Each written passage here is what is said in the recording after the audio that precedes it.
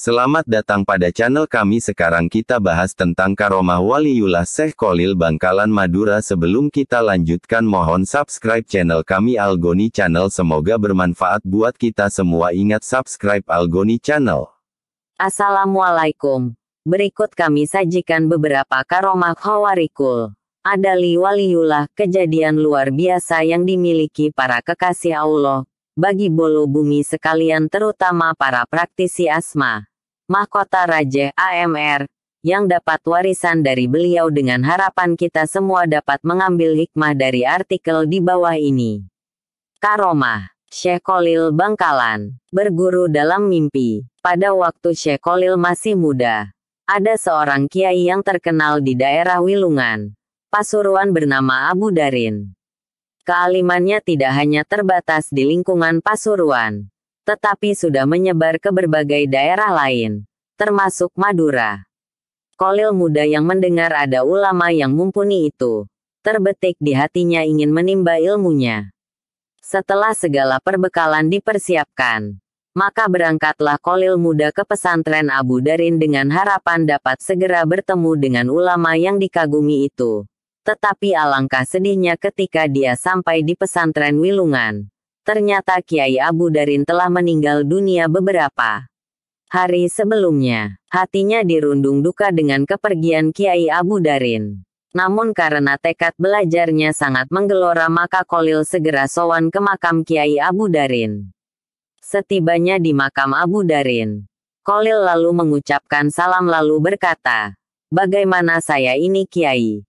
Saya masih ingin berguru pada Kiai, tetapi Kiai sudah meninggal," desah Kholil sambil menangis. Kholil lalu mengambil sebuah mushaf Al-Quran, kemudian bertawasul dengan membaca Al-Quran terus-menerus sampai 41 hari lamanya. Pada hari ke-41 tiba-tiba datanglah Kiai Abu Darin dalam mimpinya. Dalam mimpi itu, Kiai Abu Darin mengajarkan beberapa ilmunya kepada Kholil. Setelah dia bangun dari tidurnya, lalu Kholil serta-merta dapat menghafal kitab Imriti, kitab Asmuni dan Alfiyah. Didatangi macan. Suatu hari di bulan Syawal, Kiai Kholil tiba-tiba memanggil santrinya. "Anak-anakku, sejak hari ini kalian harus memperketat penjagaan pondok pesantren. Pintu gerbang harus senantiasa dijaga. Sebentar lagi akan ada macan masuk ke pondok kita ini," kata Syekh Kholil agak serius. Mendengar tutur guru yang sangat dihormati itu, segera para santri mempersiapkan diri.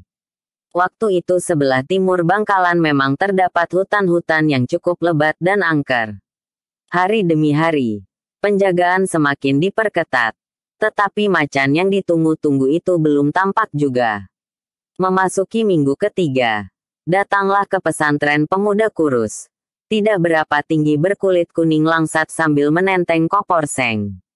Sesampainya di depan pintu rumah Syekh Kholil, lalu mengucap salam. Mendengar salam itu, bukan jawaban salam yang diterima, tetapi Kiai malah berteriak memanggil santrinya. "Hei santri semua, ada macan, macan, ayo kita kepung. Jangan sampai masuk ke pondok," seru Syekh Kholil bak seorang komandan di medan perang. Mendengar teriakan Syekh, kontan saja semua santri berhamburan datang sambil membawa apa yang ada. Pedang, celurit, tongkat, pacul untuk mengepung pemuda yang baru datang tadi yang mulai nampak kelihatan pucat. Tidak ada pilihan lagi kecuali lari 1000 langkah. Namun karena tekad ingin nyantri ke Syekh Kholil begitu menggelora, maka keesokan harinya mencoba untuk datang lagi. Begitu memasuki pintu gerbang pesantren, langsung disongsong dengan usiran ramai-ramai.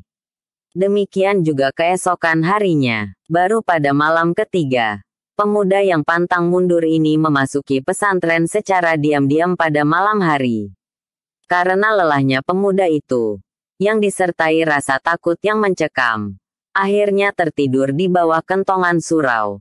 Secara tidak diduga, tengah malam Syekh Kholil datang dan membantu membangunkannya. Karuan saja dimarahi habis-habisan. Pemuda itu dibawa ke rumah Syekh Kholil. Setelah berbasa-basi dengan 1000 alasan, Baru pemuda itu merasa lega setelah resmi diterima sebagai santri Syekh Khalil. Pemuda itu bernama Abdul Wahab Hasbullah. Kelak kemudian hari santri yang diisyaratkan macan itu dikenal dengan nama Kiai Haji Wahab Hasbullah. Seorang kiai yang sangat alim, jagoan berdebat, pembentuk komite Hijaz, pembaharu pemikiran. Kehadiran Kiai Haji Wahab Hasbullah di mana-mana selalu berwibawa dan sangat disegani baik kawan maupun lawan bagaikan seekor macan, seperti yang diisyaratkan Syekh Khalil. Tongkat Syekh Khalil dan sumber mata air. Suatu hari Kiai Khalil berjalan ke arah selatan Bangkalan. Beberapa santri menyertainya. Setelah berjalan cukup jauh, tepatnya sampai di desa Langgundi, tiba-tiba Kiai Khalil menghentikan perjalanannya. Setelah melihat tanah di hadapannya, dengan serta-merta Kiai Khalil menancapkan tongkatnya ke tanah. Dari arah lubang bekas tancapan Kiai Khalil, memancarlah sumber air yang sangat jernih. Semakin lama semakin besar, bahkan karena terus membesar, sumber air tersebut akhirnya menjadi kolam yang bisa dipakai untuk minum dan mandi. Kolam yang bersejarah itu sampai sekarang masih ada. Orang Madura menamakannya Qola Al-Asror Langgundi. Letaknya sekitar 1 km sebelah selatan kompleks pemakaman Kiai Khalil Bangkalan. Diceritakan, Kiai Khalil dan Kiai Syamsul Arifin sedang berdiskusi di pinggir pantai, membahas pesantren dan keadaan umat pada masa itu. Beliau berdiskusi begitu lama hingga lupa bahwa waktu salat asyar segera habis. Kiai Syamsul Arifin yang ingat bahwa mereka belum melaksanakan salat asyar, segera memberitahu Kiai Khalil. Karena waktu asyar hampir habis, Kiai Syamsul Arifin mengatakan, mereka tidak mungkin salat secara sempurna. Kiai Khalil kemudian mengutus Kiai Syamsul Arifin untuk mengambil kerocok, bukannya mencari tempat wudhu dan musala. Kiai Syamsul Arifin yang bingung tetap samina wa atona dan beliau tetap mencari daun kerocok. Setelah menemukannya, Kiai Khalil lantas mengajak Kiai Syamsul untuk naik di atas kerocok tersebut. Tiba-tiba kerocok itu melesat super cepat ke arah Makkah. Sesampainya di Makkah, azan salat asyar baru saja dikumandangkan dan mereka mendapatkan saf pertama salat asyar berjamaah di Masjidil Haram. Tertawa keras di dalam solat. Pada suatu hari, di dalam solat jemaah yang dipimpin oleh Kiai di sebuah pesantren tempat Kiai Khalil mencari ilmu, Kiai Khalil muda tertawa cukup keras sehingga teman-temannya takut kalau Kiai akan marah karena sikapnya itu. Dugaan mereka tidak keliru. Setelah selesai sholat sang Kiai menegur Kiai Khalil muda dengan sikapnya yang tertawa cukup keras waktu sholat tersebut yang memang dilarang dalam Islam. Ternyata, Kiai Khalil muda masih terus tertawa meskipun Kiai sangat marah terhadapnya. Akhirnya Kiai Khalil menjawab bahwa ketika sholat berjamaah berlangsung dia melihat sebuah berkat wadah nasi waktu kenduri di atas kepala sang Kiai. Mendengar jawaban tersebut, sang Kiai menjadi sadar dan merasa malu atas sholat yang ia pimpin tersebut. Karena sang Kiai ingat bahwa selama sholat berlangsung, dia memang merasa tergesa-gesa untuk menghadiri kenduri sehingga mengakibatkan sholatnya tidak khusyuk. B. Debat kepiting dan rajungan. Pada suatu hari, para ulama Mekah berkumpul di Masjidil Haram untuk berdiskusi membahas masalah dan hukum Islam yang sedang terjadi di Makkah. Semua persoalan didiskusikan tanpa hambatan dan selalu mendapatkan solusi dan kesepakatan semua ulama tersebut. Akan tetapi pada masalah mengenai halal atau haramnya kepiting dan rajungan terjadi banyak pendapat dan tidak menemukan solusi. Kiai Khalil pada waktu itu berada di antara peserta diskusi sambil mendengarkan dengan tekun sambil sekali-sekali tersenyum melihat silang pendapat para peserta diskusi. Melihat jalan buntu permasalahan yang ada di hadapnya, Kiai Khalil minta izin untuk menawarkan solusi untuk masalah tersebut. Akhirnya Kiai Khalil dipersilahkan untuk naik ke atas mimbar oleh pimpinan diskusi. Setelah tiba di atas mimbar, Kiai Khalil berkata, "Saudara sekalian, Ketidaksepakatan kita dalam menentukan hukum kepiting dan rajungan ini menurut saya disebabkan karena saudara sekalian belum melihat secara pasti wujud kepiting dan rajungan, ujar Kiai Kholil. Semua ulama yang hadir dalam diskusi tersebut menyetujui keterangan Kiai Kholil tersebut. Saudara sekalian, adapun wujud kepiting seperti ini, ucap Kiai Kholil sambil memegang kepiting yang masih basah. Sedangkan yang rajungan seperti ini, lanjut Kiai Kholil sambil memegang rajungan yang masih basah, seakan baru mengambil dari laut. Semua hadirin merasa terpana dan suasana menjadi gaduh karena keanehan tersebut. Mereka hanya bisa merasa heran dan bingung dari mana sang Kiai Kholil mendapatkan kepiting dan rajungan dengan sekejap saja. Maka setelah kejadian tersebut, masalah halal atau haramnya kepiting dan rajungan telah menemukan solusinya. Sejak kejadian itu, Kiai Kholil menjadi ulama yang disegani di antara ulama Masjidil Haram.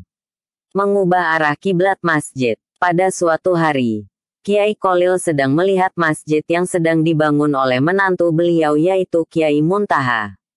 Ketika melihat arah kiblat pada masjid tersebut, Kiai Kholil menegur sang menantu yang alim itu untuk membetulkan arah kiblat masjid yang sedang dibangunnya itu.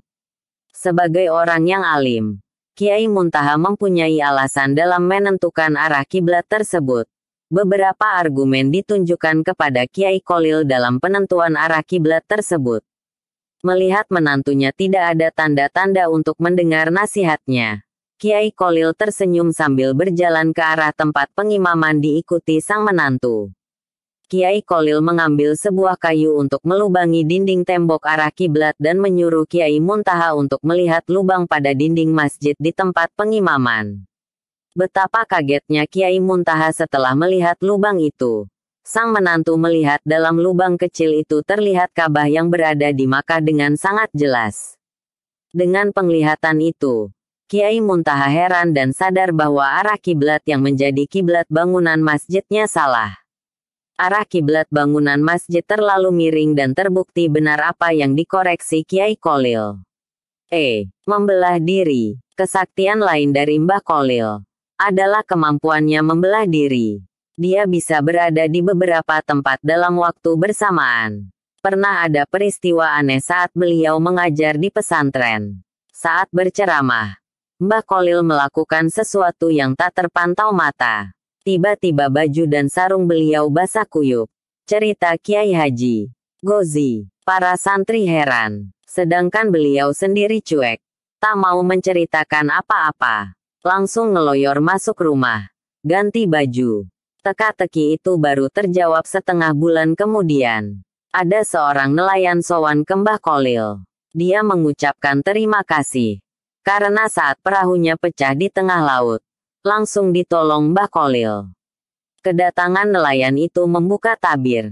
Ternyata saat memberi pengajian, Mbah Kholil dapat pesan agar segera ke pantai untuk menyelamatkan nelayan yang perahunya pecah. Dengan karomah yang dimiliki, dalam sekejap beliau bisa sampai laut dan membantu si nelayan itu. Papar Kiai Haji Gozi yang kini tinggal di Wedomartani Ngemplak Sleman ini. Melindungi calon santrinya dari musibah. Pada kisah yang lain, Kiai Kholil berusaha melindungi calon santrinya dari musibah. Padahal dia berada di Bangkalan. Sementara si calon santri di tengah alas roban, Batang, Pekalongan. Menurut cerita si calon santri yang bernama Muhammad Amin, ia berangkat dari Kempek, Cirebon, bersama 5 orang temannya, menuju Bangkalan, Madura, untuk berguru kepada Kiai Kholil. Mereka tidak membawa bekal apa-apa kecuali beberapa lembar sarung, baju, dan celana untuk tidur, parang, serta titikan, alat pemantik api yang terbuat dari batu. Setelah berjalan kaki berhari-hari, menerobos hutan dan menyeberangi sungai, mereka sampai di tepi hutan roban di luar kota Batang, Pekalongan. Hutan itu terkenal angker, sehingga tidak ada yang berani merambahnya. Pohon-pohon yang ada di hutan itu besar-besar, semak belukar sangat tinggi, banyak binatang buas di dalamnya. Namun yang lebih menyeramkan, banyak perampok yang berkeliaran di tepi hutan itu. Mereka perampok yang kejam dan tidak segan-segan membantai mangsanya kalau melawan. Menjelang malam, tatkala 6 orang calon santri itu sedang mencari tempat untuk tidur, tiba-tiba muncul sesosok laki-laki. Namun karena tampangnya biasa-biasa saja, mereka tidak menaruh curiga. Bahkan orang itu kemudian bertanya apa mereka punya titikan, karena ia akan menyulut rokok. Namun setelah benda itu dipegangnya, ia mengatakan bahwa batu itu terlalu halus sehingga sulit dipakai untuk membuat api. Masih perlu dibikin kasar sedikit, kata orang itu sambil memasukkan batu tersebut ke mulutnya lalu menggigitnya sehingga pecah menjadi 2. Terbelalak mata 6 orang calon santri itu menyaksikan kekuatan mulut laki-laki itu. Mereka gemetar ketakutan. Serahkan barang-barang kalian, hardik orang itu. Amin, yang paling berani di antara mereka, menjawab, kalau barang-barang kami diambil, kami tidak bisa melanjutkan perjalanan ke Bangkalan. Mendengar kata Bangkalan, orang itu tampak was-was. Mengapa kalian ke sana? Dia balik bertanya. Kami mau berguru kepada Mbah Kholil, jawab Amin. Tersentak laki-laki itu, seperti pemburu tergigit ular berbisa.